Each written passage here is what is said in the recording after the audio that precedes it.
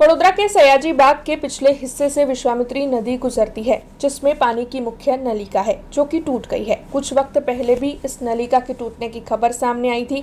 उस वक्त मरम्मत की कामगिरी करवाई गई थी, लेकिन फिर एक बार ये नलिका टूट गई थी। तब उसकी वजह से लाखों लीटर पानी इस वक्त बर्बाद हो रहा है। हालांकि काफी वक्त से ये समस्या है, लेकिन क्योंकि विश्वामित्री नदी में ज्यादा मगरमच्छ है, इसीलिए ये कामगिरी नहीं हो पा रही है। हालांकि पानी की नलिका टूटने की जानकारी मिलते ही पानी पुरवठा विभाग के अधिकारी वहां पर पहुंचे थे और उनकी ओर से स्थल निरीक्षण किया गया था।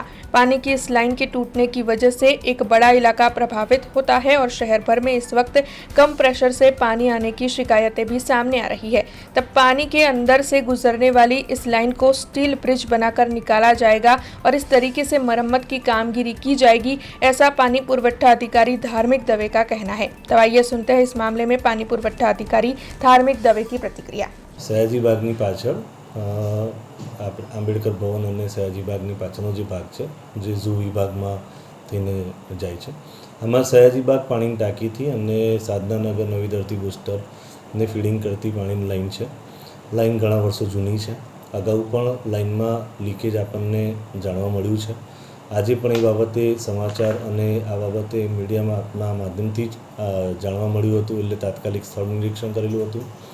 કામગીરી અગાઉ આપણે લીકેજ માટેની કામગીરી હાથ ધરી હતી, જેમાં આપણે ઝૂ વિભાગની મદદથી અને ફાયર બ્રિગેડ વિભાગના તરફથી ત્યાં એમના સ્થાનિક તરવૈયા અને એ લોકોને સાથે રાખીને બેરિકેટિંગ કરી અને લીકેજ રિપેર કરવાની, લીકેજ શોધવા માટેની પ્રક્રિયા હાથ ધરી હતી।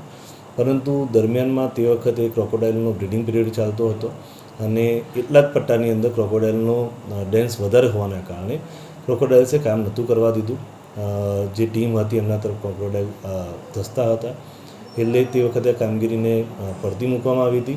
પરંતુ હાલમાં માન્ય કમિશનર શ્રી દ્વારા મંજૂરી મેળવવામાં આવેલી છે।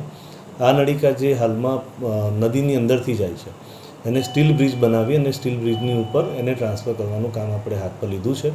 એના ડિઝાઇનને બધા તૈયાર છે અને જેમ આપણને થોડોક ઉગાડ મળશે એટલે એના ફાઉન્ડેશનની કામગીરી કરી અને બ્રિજને તૈયાર કરી લાઇનને શિફ્ટિંગ કરીશું। જે તે વખતની વાત મેં અગાઉ કીધી એ પ્રમાણે અગાઉ લીકેજ આપણને એના ખબર જ છે, એના ધ્યાનમાં રાખીને જ આપણે તાત્કાલિક ધોરણે 6783માં મંજૂરી મેળવી છે કમિશનર સાહેબની અને આપણે કામગીરી હાથમાં ધરી છે।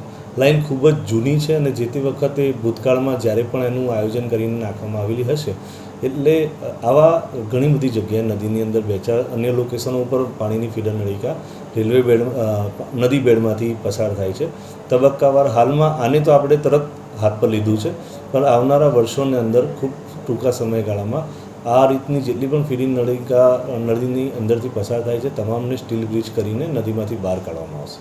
हमसे जुड़े रहने के लिए हमारे YouTube चैनल को सब्सक्राइब करें और नई वीडियो की नोटिफिकेशन के लिए बेल आइकॉन को दबाएं।